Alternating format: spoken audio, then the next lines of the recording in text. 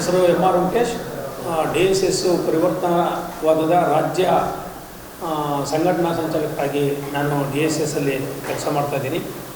ಇವಾಗ ಜನಗಣತಿ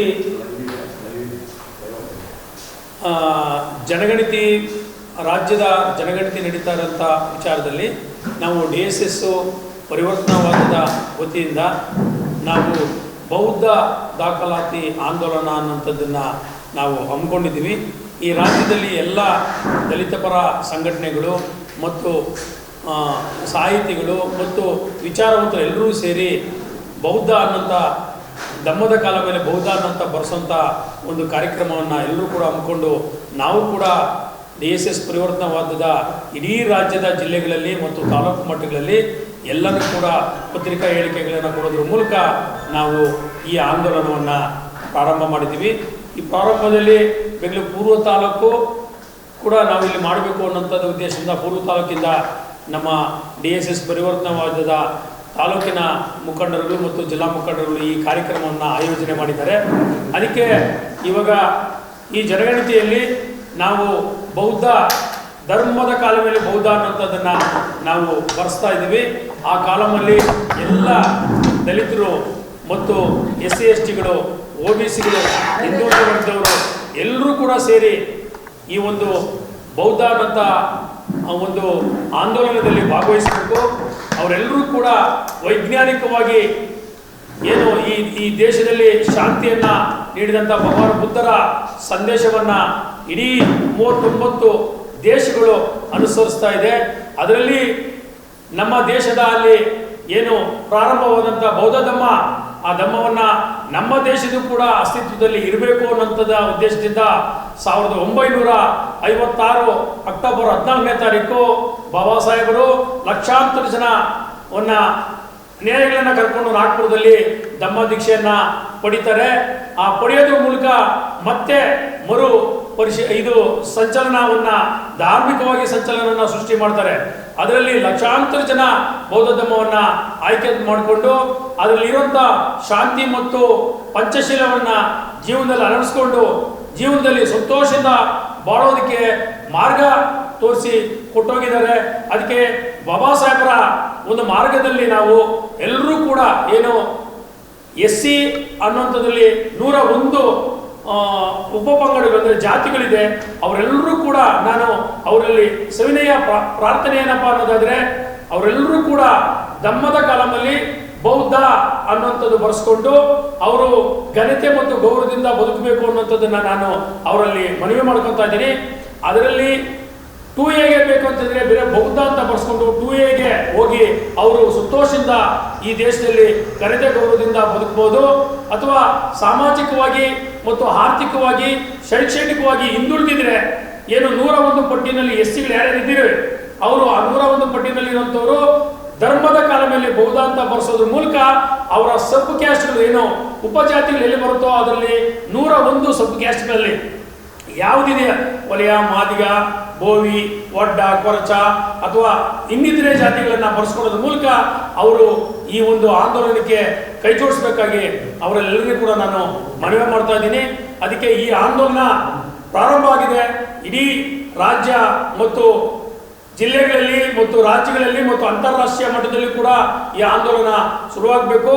ಮತ್ತು ನಮ್ಮ ದೇಶದಲ್ಲಿ ಕೂಡ ಬಾಬಾ ಸಾಹೇಬರು ಏನು ಕಂಡಂಥ ಕನಸೇನಿದೆ ಏನು ಇದೆಲ್ಲನೂ ಕೂಡ ಈ ದೇಶ ಬೌದ್ಧಮಯವಾಗಬೇಕು ಅನ್ನೋಂಥ ಬಾಬಾ ಸಾಹೇಬರ ಕನಸನ್ನು ನನಸು ಮಾಡೋ ನಿಟ್ಟಿನಲ್ಲಿ ನಾವೆಲ್ಲರೂ ಕೂಡ ನಾವು ಅವರ ಜೊತೆ ಅವರು ಹೇಳಿದಂಥ ಸಂದೇಶವನ್ನು ಸಾರುತ್ತಾ ನಾವೆಲ್ಲರೂ ಕೂಡ ಹಳ್ಳಿಗಳಲ್ಲಿ, ಕಾಲೋನಿಗಳಲ್ಲಿ ಮತ್ತು ನಮಗೆ ನಮ್ಮ ಪರಿಚಯವರು ಯಾರ್ಯಾರಿದ್ದಾರೆ, ನಮಗೆ ರಿಲೇಷನ್ ಯಾರ್ಯಾರಿದ್ದಾರೆ ಅವ್ರ ಹತ್ರ ಎಲ್ಲರ ಹತ್ರನೂ ಕೂಡ ಹೋಗಿ ನಾವು ಬೌದ್ಧ ದಾಖಲಾತಿ ಆಂದೋಲನವನ್ನು ಮಾಡಬೇಕು ಅಂತ ತೀರ್ಮಾನ ಮಾಡಿದ್ದೀವಿ. ನಾವೆಲ್ಲ ಕಾಲೋನಿಗಳಿಗೂ ಹೋಗ್ತೀವಿ. ಪ್ರತಿಯೊಂದು ಕೂಡ ಎಲ್ಲರ ಹತ್ರನೂ ಕೂಡ ಚರ್ಚೆ ಮಾಡೋದ್ರ ಮೂಲಕ ನಾವೆಲ್ಲರೂ ಕೂಡ ಬೌದ್ಧ ಧಮ್ಮದ ಆಂದೋಲನವನ್ನು ಪ್ರಾರಂಭ ಮಾಡಿದ್ದೀವಿ.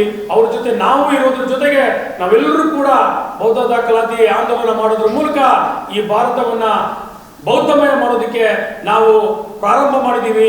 ನಾವು ಅದನ್ನು ತುಂಬ ನಿಷ್ಠೆಯಿಂದ ನಾವು ಈ ಕೆಲಸವನ್ನು ಮಾಡ್ತೀವಿ ಅಂತೇಳಿ ನಾನು ಈ ಪತ್ರಿಕಾ ಮೂಲಕ ಈ ಪ್ರಕಟಣೆ ಮೂಲಕ ನಾನು ತಮ್ಮಲ್ಲಿ ತಿಳಿಸ್ಕೊತಾ ಕೇಳ್ತಾ ಇದ್ದೀನಿ. ನೀವೆಲ್ಲರೂ ಕೂಡ ಈ ವಿಚಾರವನ್ನು ನೀವು ಅತಿ ಹೆಚ್ಚು ಇದನ್ನ ಪ್ರಚಾರ ಮಾಡೋದ್ರ ಮೂಲಕ ನಮ್ಮ ಸಮುದಾಯಗಳಿಗೆ ಮತ್ತು ಕಾಲೋನಿಗಳಿಗೆ ಮತ್ತು ಎಲ್ಲ ಹಳ್ಳಿಗಳಿಗೆ ತಲುಪುವಂಥ ಕೆಲಸ ಮಾಡಿದ್ರೆ ಬಾಬಾ ಸಾಹೇಬರು ಕಂಡಂಥ ಕನಸು ನನಸಾಗೋದಕ್ಕೆ ಸಾಧ್ಯತೆ ಇದೆ ಅಂತೇಳಿ ತಮ್ಮೆಲ್ಲರಿಗೂ ಕೂಡ ಬಂದು ಈ ಪತ್ರಿಕೆ ಹೇಳಿಕೆಯನ್ನ ಬಂದಿದ್ದೀರಿ. ನೀವೆಲ್ಲರೂ ಕೂಡ ಈ ವಿಚಾರವನ್ನ ಅತಿ ಹೆಚ್ಚು ಪ್ರಚಾರ ಮಾಡಬೇಕು ಮತ್ತು ಪ್ರಚಲಿತಿಗೆ ಬರುವಂತ ಕೆಲಸ ಮಾಡಬೇಕು ಅಂತೇಳಿ ತಮಗೆಲ್ಲರಿಗೂ ಹೊಂದಿಸಿ ನಾನು ಮಾತನ್ನು ಮುಗಿಸ್ತೀನಿ.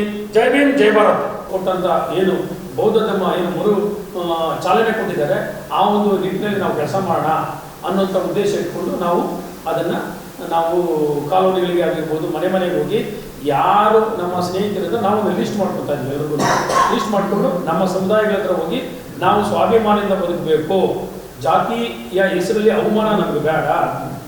ಇವಾಗ ಉದಾಹರಣೆಗೆ ಯಾರು ಕೂಡ ಇದು ವಾಡಿಕೆ ರೀತಿಯಲ್ಲಿ ಕೂಡ ಜಾತಿ ಹೆಸರಲ್ಲಿ ಹಿಡಿದು ಅವಮಾನ ಮಾಡುವಂಥದ್ದು ಇದೆ.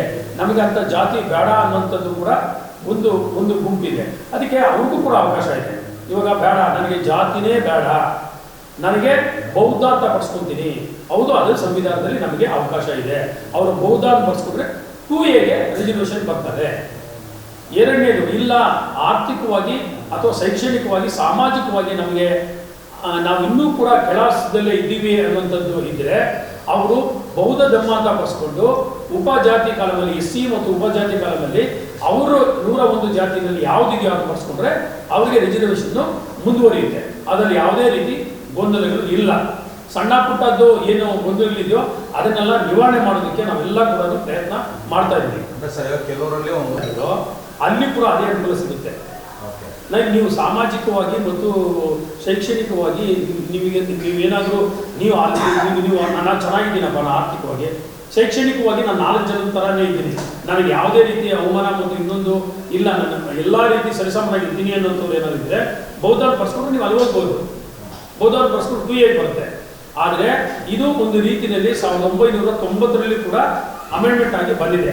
ಏನು ಬೌದ್ಧ ಅನ್ನೋಂಥ ಬರ್ಸ್ಕೊಂಡಂತ SCಗೆ ಸಂಬಂಧಪಟ್ಟಂತ ಸಿಖ್ ಆಗಿರ್ಬೋದು, ಸಿಕ್ಕಲ್ಲಿರುವಂಥ ಧರ್ಮದವರು ಅಥವಾ ಹಿಂದೂ ಧರ್ಮದಲ್ಲಿರುವಂಥವ್ರು, ಬೌದ್ಧ ಧರ್ಮದಲ್ಲಿರುವಂಥವ್ರು ಅಥವಾ ಯಾವುದೇ ಒಂದು ಧರ್ಮಕ್ಕೆ ಬದಲಾವಣೆ ಆದರೆ, ಇವಾಗ ಉದಾಹರಣೆಗೆ ನಾನು ಹಿಂದೂ ಧರ್ಮದಿಂದ ಬೌದ್ಧಕ್ಕೆ ಹೋಗ್ತಾ ಇದ್ದೀನಿ, ನಾನು SC ಆಗಿದ್ದೀನಿ, SCನಲ್ಲಿ ವಲಯ ಅನ್ನೋಂಥ ಒಂದು ಉಪಜಾತಿಗೆ ನಾನು ಬರ್ತೀನಿ.